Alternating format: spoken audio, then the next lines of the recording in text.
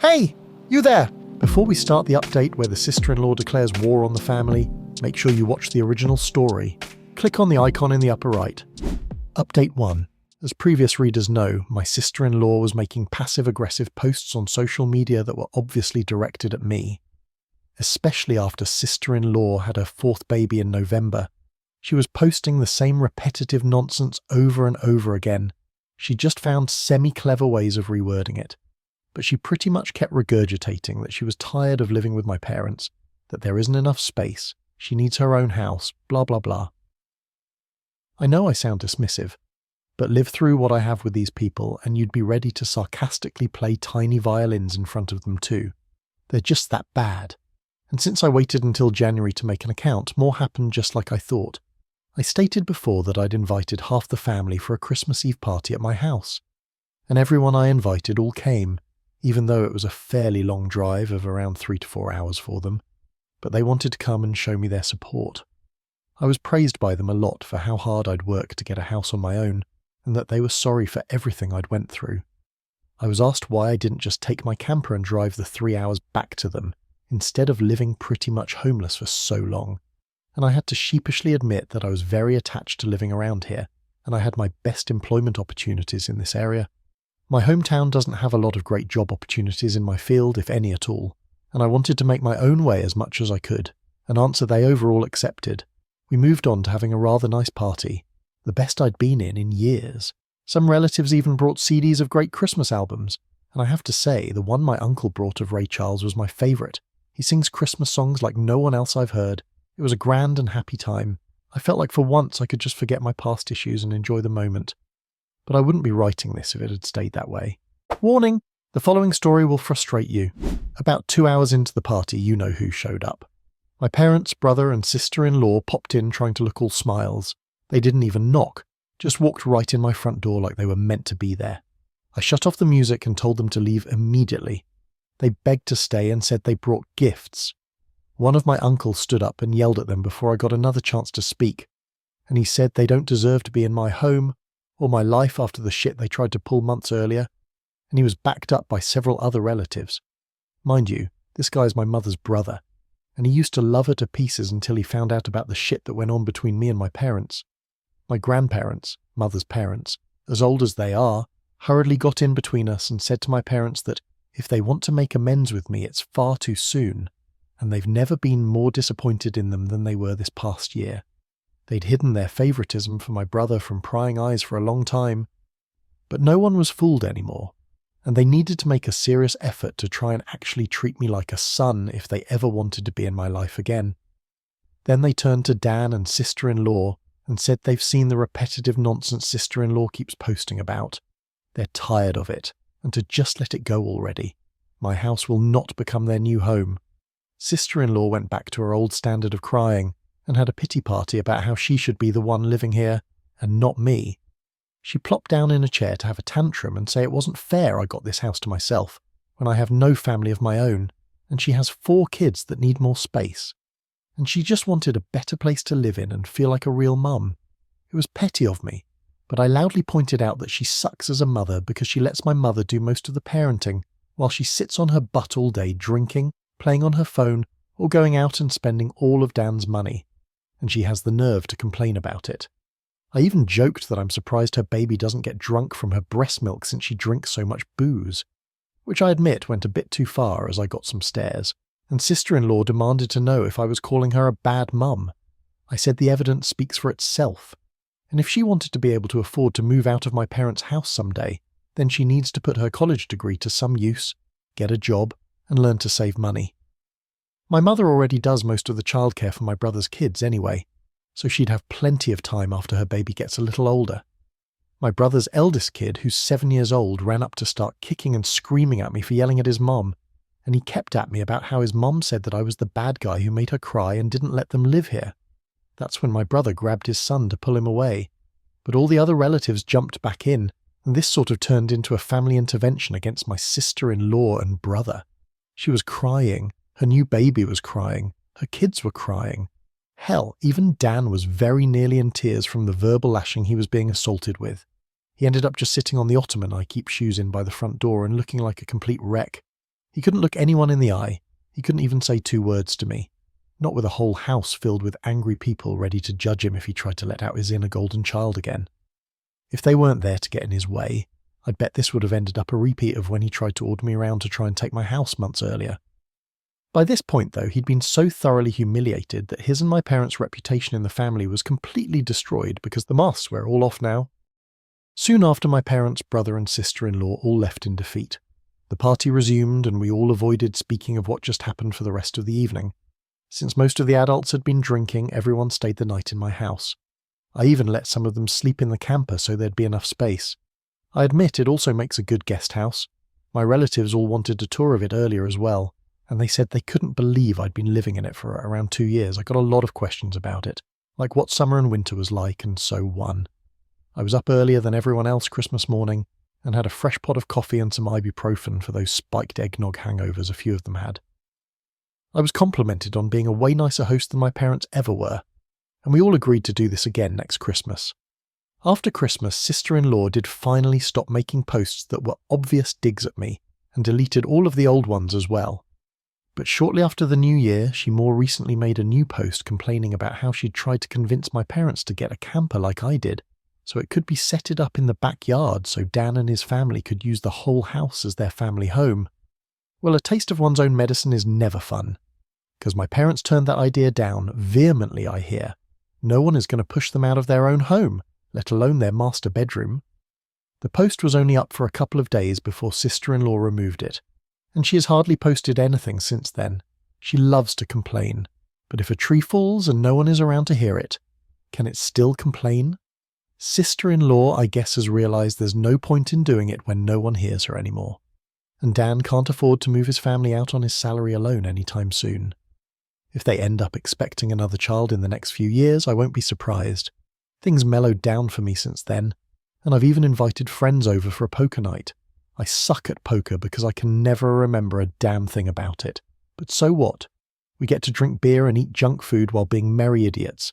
We all loaded up on Whoppers from Burger King and just had at it the best way 4 grown men can when they just want to have a good unadulterated time and get piss drunk.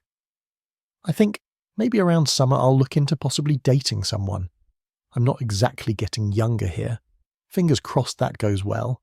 My camper just sits idle in my yard now, and I admit there were some days I went out there just to spend time in it. I did live in it for 2 years, it's like my second home.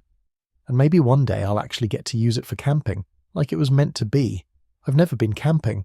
My parents considered it a waste of time, so it'd be a completely new experience for me.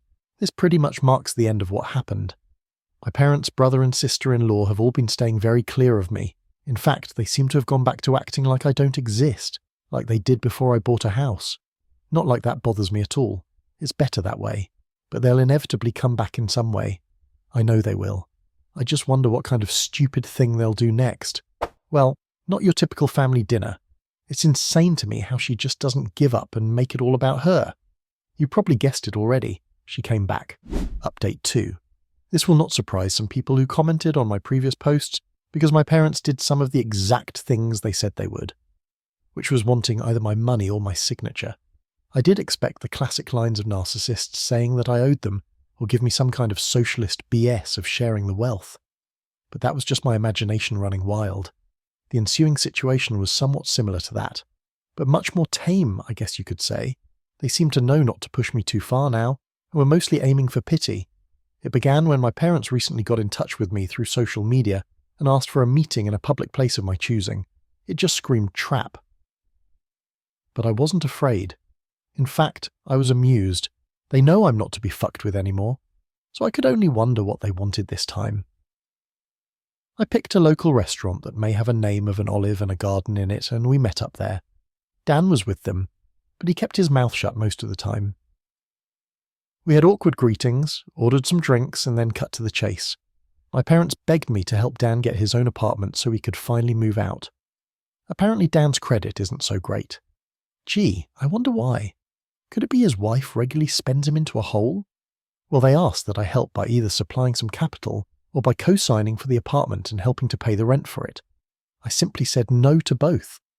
That's when Dan spoke up in anger and yelled at me that I have so much and I don't have a family to support like he does. He needed my help, and I should be sparing the money for his family since I don't have one myself. I laughed and asked where they were when I needed their help. That's right. They were pointing and laughing at me for being homeless. Or should we go further back to my childhood? I'd love to delve into that with plenty of ears to listen in around us. My mother grabbed my hand and begged me not to speak of any of it. My father and Dan both just looked away and said nothing. Pretty sure they wanted to say something like they used to at me, but held their tongues. I asked them if they thought I was rich or something, and their looks said it all. And when I told them I don't have that kind of money, they looked at me like deer in headlights. I broke it down about how much I'd managed to save for the down payment on my house, and the way I had to live and work in order to save that much so fast. And then how I spent nearly all of it on the down payment of my house. I'm still in financial recovery. I did have monthly income to spare, yes, but most of it was going right into my savings. I asked Dan what his yearly salary was, and when he told me, I pointed out that it was actually a bit higher than mine. I then loosely broke things down in rough math in front of my parents on how about 70% of my income goes to my mortgage, insurance, gasoline, internet, phone, food, and other bills. And then there's maybe 30% of that left at most that I can put into savings. And I need that money saved to get back on my feet in time, and I have to make sure I have savings to fall back on. My truck is from the 90s. If it were to break down, I'd need money to either fix or replace it. And there's other things one would need a rainy day fund for, like home repairs, doctors, taxes, lawyers, or anything in general you'd need quick cash for when it's a sudden unexpected expense. So, as you can see, I just can't spare money for Dan, and I also refuse to co-sign for anything as that would leave me on the hook for any bill Dan couldn't or wouldn't pay. Then I pointed out that that's likely why my parents didn't co-sign for Dan's apartment themselves long ago, and my mother just started crying again. I was pretty much one step ahead of them in all of this. I'm not an ATM, and I'm not a fool, and I stated that right to their faces. I expected my father to become angry with me like he always does, but this time he just, well, didn't. I've known this man to explode on me for the slightest provocation of not enabling my brother all of my life. But this time, he just didn't do that. There wasn't even a sneer on his face. The only way I could describe the look he had was regret and defeat. Maybe regret for being a shitty parent. Or maybe regret because he can't bully me around anymore. Who knows? Either way, my parents couldn't really argue with me, and I wasn't about to give them any money. Dan just got up and said this was all just a waste of their time, and that he was leaving. My mother started apologizing for him, but Dan still wanted to leave. Then, just to kill with kindness, I offered to buy them a round of unlimited soup and salad while we were all there. I guess they couldn't turn down free food since we hadn't ordered anything but drinks yet, and they stayed. I went out of my way to talk about anything other than money. Dan remained quiet and was either eating his food or looking at his phone. But my parents just awkwardly talked with me. They brought up that they've recently joined a local Christian church, and that they'd already been going for the last 2 weeks. I said good for them, and they of course started trying to advertise that they'd like me to go too. I simply said no thanks, and they were smart enough not to push further. When the meal was finished, Dan left a $10 on the table for the tip and walked off without saying another word to me or anyone. My mother just excused his behaviour and we all parted ways. That was about it. Not nearly as much drama as I thought there'd be. But this is still far better than how things used to be with my parents and brother. As for sister-in-law, well, she's been regularly complaining online about my parents. She really doesn't seem to like the fact that she's not queen bee of their house, and I think her toxic is finally getting to them. Why else would they be so desperate to come crawling back to me? Sister-in-law actually wants my parents to move into a camper like I had to do in order to make space in the house. And she's being told no every time. She does seem to have a following of Karen-minded people like her, though, because here and there I get messaged by someone I don't know that are intent on raging at me for not giving up my house for sister-in-law. I don't bother to argue with these people anymore. I just block and move on. Though there was one persistent troll who had my phone number, and they call from a different number every time. Yes, it seems to be the same person who called me to say I need to make way for a real family man like Dan. But I could care less. The calls, though, seem to have slowed down, if not maybe stopped, because I made it clear to that person that they were only amusing me by keeping this up so long. The last time they called was around the beginning of the month, and it's been silence from them since then. Look, I don't want to spoil anything, but the next part is just absolutely shocking. Update 3. I did get a few cameras for my house, including a Ring doorbell in front. I didn't tell my family about the cameras just in case. but thus far no one has attempted a break-in. I think the way I outed them all before scared them into leaving me alone, for the most part anyway. I've taken to renting out 2 of the rooms in my house, one to a close friend, the other to a friend of said close friend. Both have been fantastic tenants. They know to keep quiet and leave me alone most of the time, and even have small refrigerators they keep in their rooms so they don't need to keep any of their drinks in the main fridge. The deal I gave them on rent was too good for them to pass up. It increased my monthly income well, and even after taxes I'm still monthly putting away some decent amounts in the bank since the rent money pays a good chunk of my monthly mortgage. You're all probably wondering how my parents, brother and sister-in-law took to me renting out those rooms to friends. Well, the answer is not well. My father and Dan stayed out of it, but sister-in-law freaked out, which made my mother come crying to me over how I could have rented those rooms to Dan and his family instead. We had a bit of an argument in which I pointed out for one thing, they fucking broke into my house before to try and steal it. She wouldn't want to let someone who did that move in with her. Also, there wasn't enough room for me, Dan, and his entire family in my house. Not that I'd ever share a roof with them anyway. It's a 3-bedroom and a manufactured home no less. I have the master bedroom and its adjoining bathroom. That would have left only 2 small rooms for Dan, sister-in-law and 4 kids. Not to mention they'd be annoying AF to me all the time. Also, she knows very well I can't be around sister-in-law because she intentionally antagonises me. And they all mocked me when I was homeless before. Besides, my current tenants are both single guys in their 30s I get along with. My mother had some sobbing excuses for a while, but she finally let it go and admitted she was just desperate. Edit. Parents found out I was renting rooms out because sister-in-law basically stalked me in some way. Then she told my parents, and then my parents contacted me, and then my mother came over to cry about it. Since then, my parents haven't bothered me once about the house. So things are good for me. My parents and Dan, not so much. It turns out sister-in-law is a far worse person than even I thought. I already knew she was a gaslighting, self-victimizing drama queen. But she sank even lower, because Dan's youngest child turned out not to be his. Yeah, you all read that correctly. Sister-in-law had an affair, which in retrospect isn't all that surprising, and something a few people here totally called months ago. After being caught, sister-in-law was ousted from the family. Dan just recently finished with his divorce, which actually went in his favour since we thankfully live in an at-fault state. Dan also sued to get his name taken off the birth certificate of the youngest child and won. Basically, after the incident where my parents tried to force me to hand over my house, things got pretty tumultuous over at their house. Sister-in-law blamed me, a lot.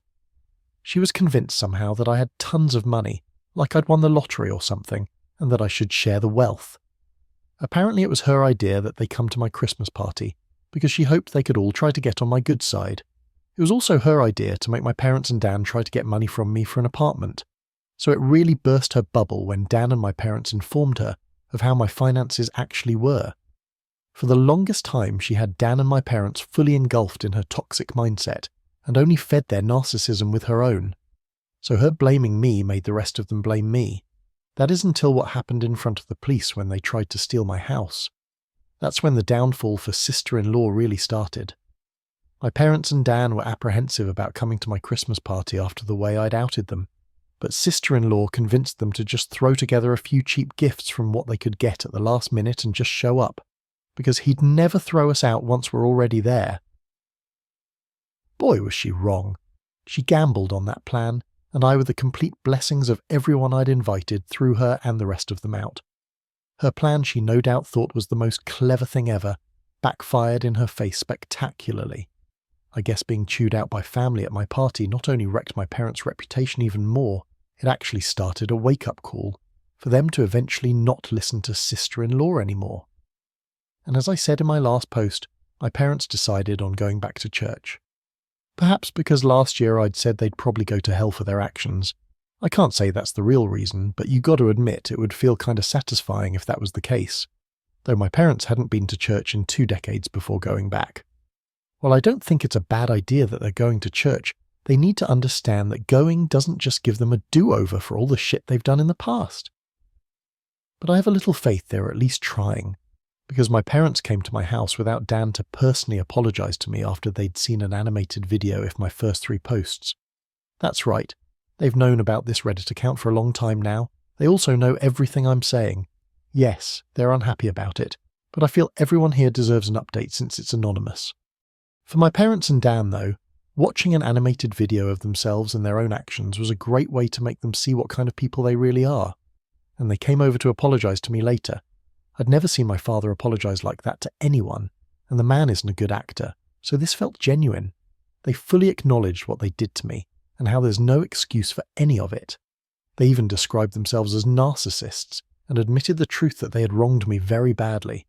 Then they went on to blame sister-in-law for a lot of things. Yeah, they kind of threw her under the bus, but it's not like she wasn't guilty of everything they said. My parents have been getting counselling for a while now too, and did offer group family counselling. But I declined as I'm not ready for that anytime soon. Dan himself didn't apologise to me for some time, but he looked extremely remorseful any time the past was brought up.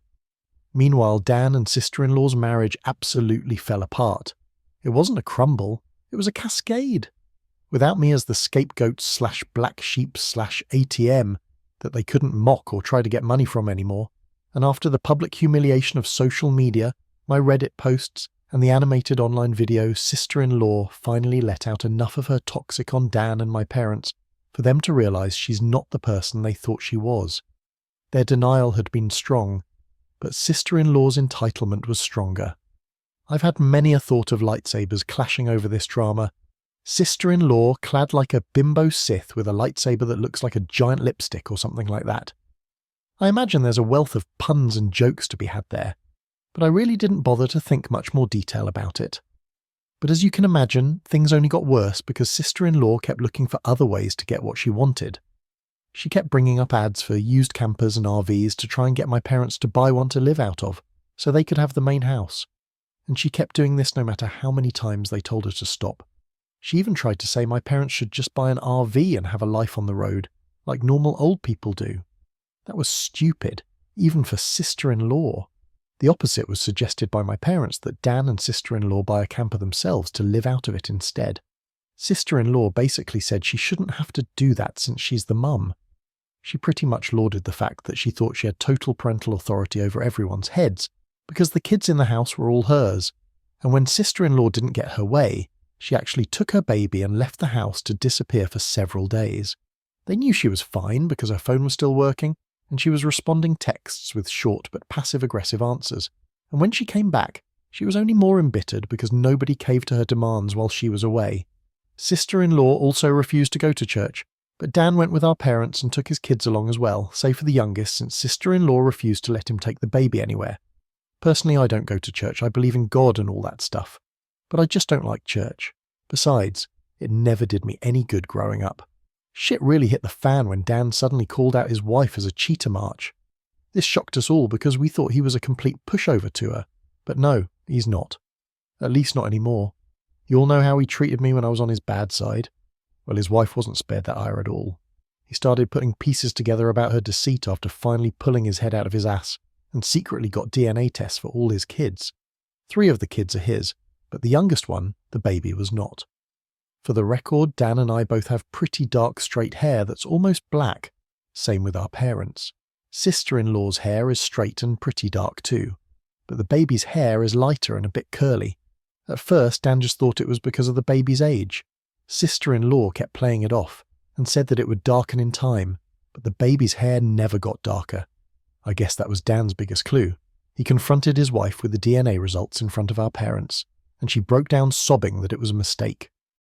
Sister-in-law pulled out all the Darvo stops of denying, trickle-truthing and gaslighting. But Dan had none of it, and actually had done more to find out about her affair than I would have ever thought.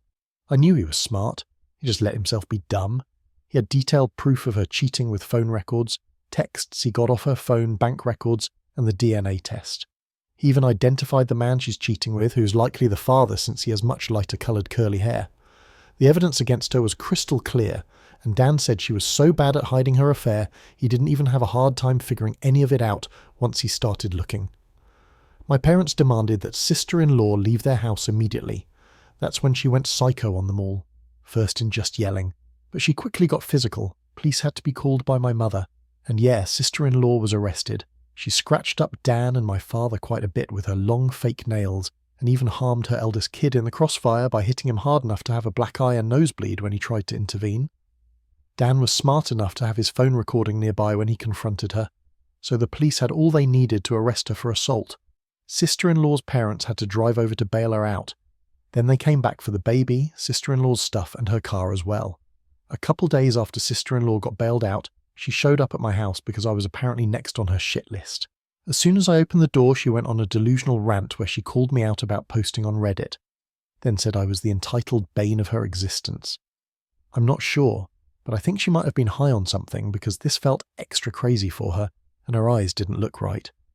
She claimed mothers with young children are the most sacred thing in the world, then went on yelling that giving up my house shouldn't have been too much to ask for, because supporting the family was the least I could have done, and if I had, then her family would still be together. When I tried to talk while she was spewing all that out, she actually attempted to shove me and cover my mouth. She even had her hand poised like she was ready to scratch me. Well, that went about as well with me as you can expect. I'm not exactly one to be threatened, and told her I'd call police if she didn't take her hands off me right that moment. I also told her I'd got all it on my doorbell camera. She started panicking the moment she heard camera. Then I ended up verbally savaging her to the point she was backing off my porch. I told her she had some gall to call me entitled when she's exactly that. She didn't work for anything she had anymore, cheated on her husband and got pregnant from her affair partner, made my mother do most of the parenting for her children, spent Dan's money till they were in a financial hole, and acted entitled to my home to the point of trying to steal it. I called her entitled X1000 and that she's a greedy bitch who is blinded by narcissism. Then I told her to stop blaming me for her own actions and to never show up at my house again. Being told all that was pretty much all sister-in-law needed to hear before jumping back into her car, then peeled out and sped off. This was finally the straw that broke the camel's back for me.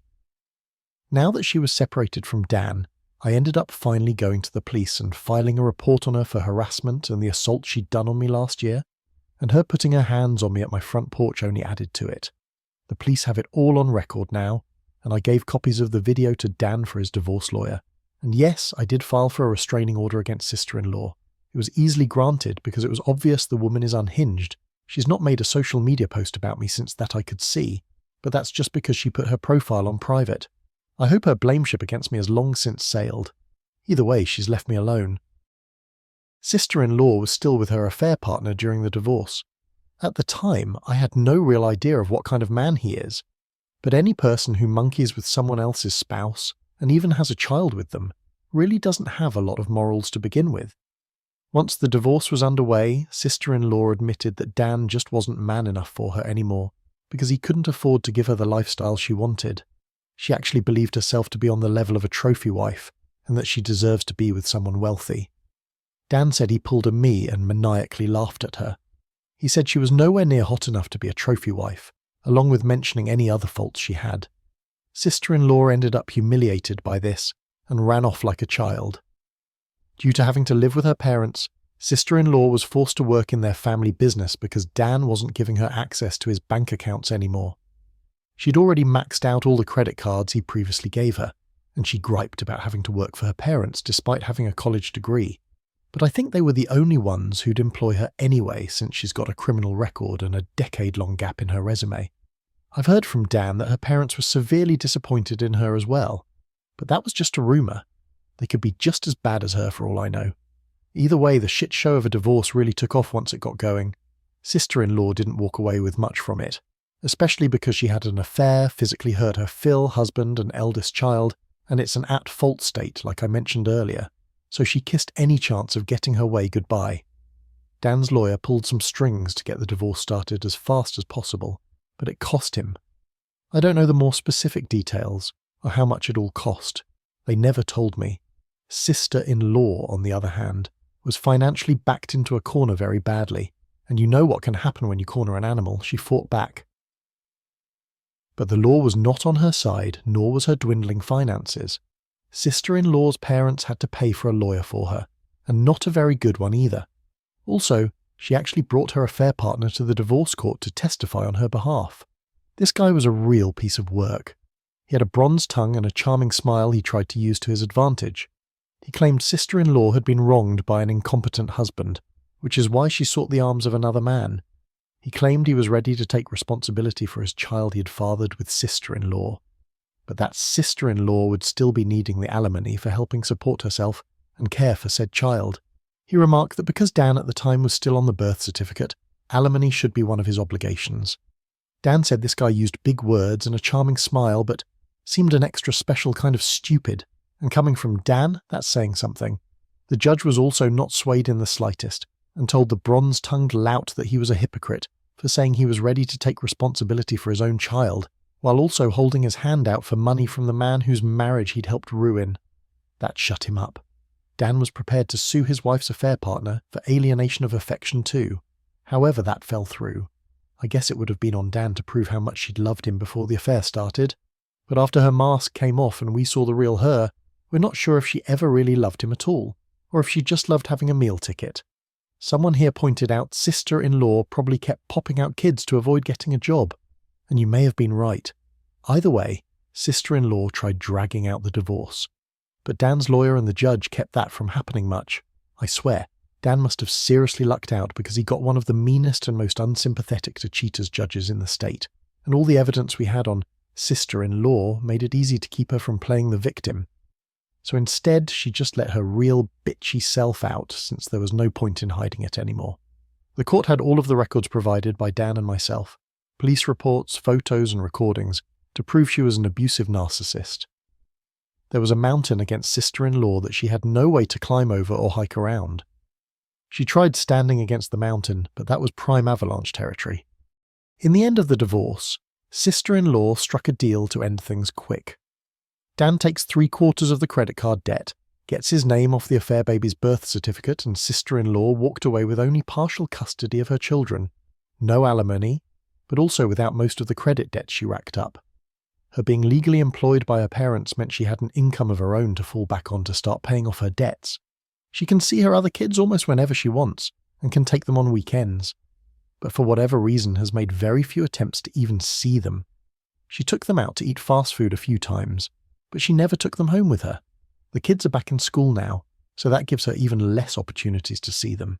You'd think her parents would want to see their grandchildren, but they haven't contacted Dan about it. They barely saw Dan's children before that too. Now they may not even bother to see them at all. Do they hate kids or something? Even Dan doesn't know. But he tells me that his in-laws were always indifferent to him. As for Dan, well, he really did love his wife a lot. So the betrayal of her cheating made him hit the bottle hard. Rewind back to the night of his confrontation with his wife. He came to me in a stupor with a whiskey bottle in hand and his face all scratched up and covered in bandages.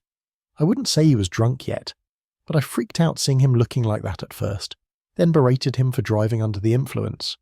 But that didn't really mean much to him compared to the betrayal of his cheating harlot of a soon-to-be ex-wife. We spent a few hours hanging out in my camper so as not to disturb my tenants. All the while Dan was drinking whiskey straight from the bottle and crying that he's a fool, and how he regretted ever marrying sister-in-law. Pretty much any time he mentions her now, he just refers to her as that bitch. So that's ex-sister-in-law's nickname now. Ironically, this time together was the most bonding Dan and I have done in 15 years. While he didn't exactly apologise to me, he called himself a shitty human being with terrible taste in women, then said I at least didn't make his mistakes. Despite all he previously did to me, he's still my younger brother, and I couldn't risk letting him try to drive home. So I told him to stay the night and managed to take his keys, then set up the bunk in my camper for him to use. I rented out my spare rooms after all. He was in no shape to drive home, and if he'd taken an Uber, he'd have to pay for it, and then have to come back for his car later. He was still a depressed, crying mess, and didn't want our parents or his kids to see him like that. And frankly, I was worried he'd do something insanely stupid if I let him leave. I didn't want him to sleep in the house, so putting him in the camper was the best option. Just because that bitch fucked him over doesn't mean I suddenly trusted him. So better for him to sleep it off in the camper. We both spent time in the camper playing games and watching movies on my portable DVD player. Poker was no fun with just two people, and Old Maid was just boring. Thankfully I had an Uno deck too, and an old-school battleship game. He really liked those. It was enough to keep him distracted until he was finally willing to lay down after running out of whiskey. He threw up a lot of it in a bucket anyway. But he was not opposed to sleeping in my camper. In fact, he found the idea kinda cool. Dan had a lot of questions for me as to how I'd lived in the camper for as long as I did, and I answered them all, if not just to keep him busy, but I needed to go to bed myself since I had to be up early, so I left him with my portable DVD player and a couple of movies. That way he could amuse himself alone for a while, if he even managed to stay awake. Before leaving for work in the morning, I popped in while Dan was passed out in the bunk and left a bottle of ibuprofen and an energy drink on the counter of the camper's kitchenette, along with his car keys and a letter explaining to leave through the backyard gate. He saw himself out without trouble around 1:30 p.m. That was it. That were all the updates. I hope I never meet sister-in-law in real life. What did you think of the story? Let me know in comments below. Luckily for you, we have more stories. Click subscribe, leave a like, and don't forget to put on notifications to not miss any story. We put our story to a close and continue with the next one.